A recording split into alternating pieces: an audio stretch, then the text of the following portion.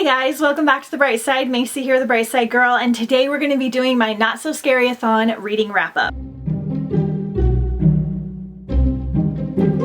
Alright, in case you missed it, I will link the first reading vlog up in the cards where we are reading through all these books, doing Halloween activities, bookish activities, and all the kind of fun stuff. The last activity of the readathon was top notch, so make sure you check those out. But we're just going to go through and talk about these 6 books that I read. This is technically the last half of my September reading wrap up, but I'm going to do like a spooky season reading wrap up for anything that I read before the readathon and after the readathon. So we're going to go in order of least favorite to favorite, starting with the 3 stars. Okay, unfortunately, this was only a 3-star for me. House of Quiet by Kiersten White. I was so excited for this because this is her first young adult book in a couple years, and I really like her young adult books that I have read. This one had kind of similar themes to her newer adult stuff, at least I've read Hyde so far. It's a little bit darker and sadder than some of her other stuff. I feel like her other books, while they were dark and like gothic, they were like a little bit more fun,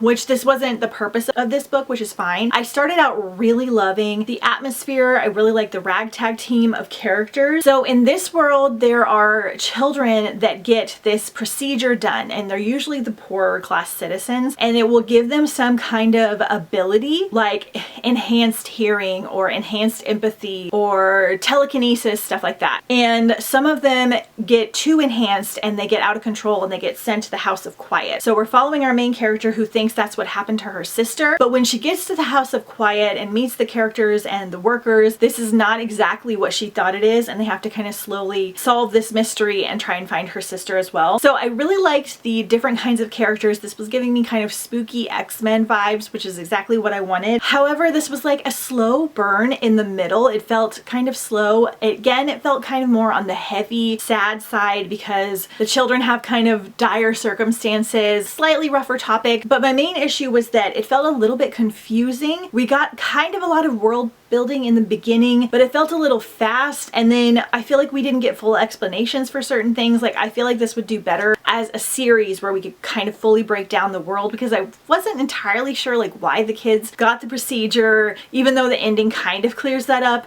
why things were the way they were. I did like that the characters were named after kind of the class that they were in. So like the poorer citizens were named after like animals, and then the richer citizens were named after like creeks and things like that. So as soon as you meet someone, you know kind of what class they're in. So that was really interesting. I did like the ending. I thought it was kind of interesting. It just for some reason didn't like fully grab me. So it sits at like a 3-star. Then we did Hocus Pocus and the all-new sequel. I am so glad that I finally got to this. I've been putting it off because it has extremely mixed reviews and like low ratings. I think because the first half, or slightly more than half of the book, is just a straight adaptation of the movie, not a retelling. It's like a straight word for word written down version of the movie, which I loved because I loved the movie. I thought it was good. I thought the author, whoever they are, because they're not listed on here, captured it. A.W. Jantha, based on the screenplay. I thought they captured it like really, really well. And then the second half is a sequel, not based on the new sequel because this came out first, following the kids of the kids that were in the first movie, them kind of not believing that their parents got kind of chased by the Sanderson sisters, and then they accidentally bring them back as well. And I thought it was just such a fun time. I really loved the narrator for this one. I did all of these on audio, by the way. My physical reading was very sad. For the readathon, we didn't get anything done. But I loved the narrator, so I think that really helped. I feel like if you are a Hocus Pocus lover, you don't mind like the cheesy, kind of Disney, cute Halloween vibes. Like, this is such a good one, especially for like Halloween week. I believe this is considered like upper middle grade to younger young adult age. There's a cute little female romance in the second half, and I just had a really good time with it. So it was like around a 4-star. Next was The Nightmare Before Christmas, kind of a similar thing. This is a straight adaptation of the movie based on the screenplay. This is done by Megan Shepherd. It's just a short little novella of the movie. It's really cute. There are not really any illustrations or anything in here. Again, I had a really good time with this. I thought Megan captured the essence of the movie really well. Obviously, she's she's writing it like based on the movie, but the way that she described the actions, like when Jack would like grab Zero or wave to people, she would describe like the way his skeleton fingers would move and different things like that. So the descriptions were really good. It's just straight like word for word, doesn't veer off. So again, if you love Nightmare Before Christmas, I think this would be great for kids. I loved the audiobook narrator. He was fantastic. He really sucks you in. Another perfect one for like Halloween week. Then I finally read The Clackety by Laura Simph. This is the first in a middle grade spooky series. We're set in this town where ghosts and witches and things kind of exist, and we are following Desdemona, and her one rule is to stay out of the abandoned slaughterhouse, which is said to have like dangerous activity. But when her aunt goes missing, she goes to see if she can find her, and she meets Clackety, which is like this paranormal type creature that tells her she must venture into this other realm to go and save her aunt, but also to bring them back this dead serial killer that they want to use for something. So this one was spookier and scarier than a lot of the other middle grades I have read, and more than I was expecting it to be. There's a lot of mention of the slaughterhouse in here, which I think was just to kind of up the spooky factor. Wasn't my personal favorite. Nothing too crazy, but it definitely has a much scarier, creepier vibe. I would only let your middle grader read this if they like that kind of stuff, because it is considered a middle grade horror. But it's first in a series. There's witches in here, there's friendships. Our main character suffers through anxiety and kind of has to work through that along her journey, and I had a good time with it overall. I really liked the narrator, so again, around a 4-star. Then I read Anatomy by Dana Schwartz. I was really excited for this one because it is what I thought was Gothic Victorian, but it's set kind of in the early 1800s, so like the Georgian era. It was supposed to be like a loose Frankenstein retelling. Our main character Hazel wants to be a doctor, a surgeon, and she kind of secretly tries to take these classes to become a surgeon and a doctor in a time when that is not allowed and unheard of. But she makes a deal with Dr. Beecham. If she can pass the medical exam,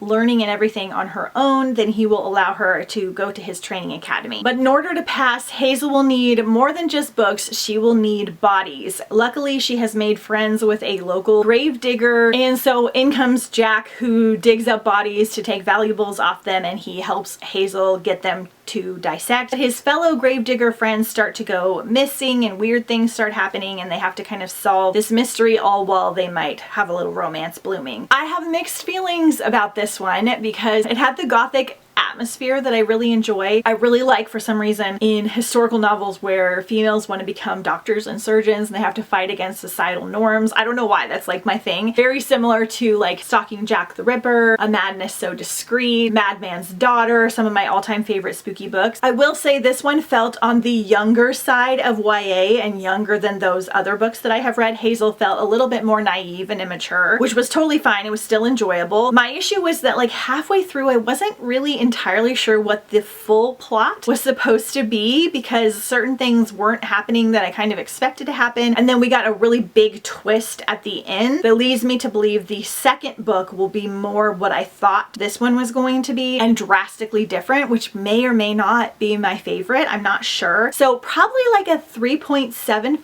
I did like the narrator. We're set in Edinburgh, so I liked that. I thought the setting was very cool. If you like this style of read, I would check this one out. It just didn't make like a favorite list like I was kind of expecting it to. Lastly, we have Sally's Lament, and this is the Twisted Tale by Maria Mancusi. This is part of the Twisted Tale series where Disney movies are turned on their heads. So in this one, it is what if Sally discovered Christmas Town instead of Jack? And I've read a couple of these so far. Sometimes they're hit or miss. I loved this one. I wound up giving it 5 stars just because I had such a fun time with it. I love the narrator. She's one of my favorites, so that really helped. I felt like this author also captured Sally and Nightmare Before Christmas really well, but this one's like a unique take because Sally discovers Christmas Town and goes on her own adventure. What I liked better about this one than Long Live the Pumpkin Queen is this one had Jack come in about halfway through, and you got to see an actual love story form between Jack and Sally more than just Sally's journey, which I appreciated, but there seems to be a lot of books that only follow Sally. This one does have more of a Christmassy winter vibe because they're in Christmas Town for the majority of the book, so kind of keep that in mind. But I thought it was so fun, so cute. I loved learning about Christmastown. It was giving me a little bit of like Fred Claus vibes. If you've read it, you kind of understand why I feel that way. One of my favorite Christmas movies, and I just thought it was so fun. It just captured the essence really good, but gave us like a new adventure. I liked this one better than Long Live the Pumpkin Queen, even though I really enjoyed that one. I haven't read the sequel to that one yet, but I thought this was my favorite of the Nightmare books that I have read so far. Hoping we get like a Jack Oogie Boogie book at some time in the future, because that would be super fun. But I wound up giving this one 5 stars just because I had an amazing time with it. And that's everything I read for this year's Not So Scaryathon. Short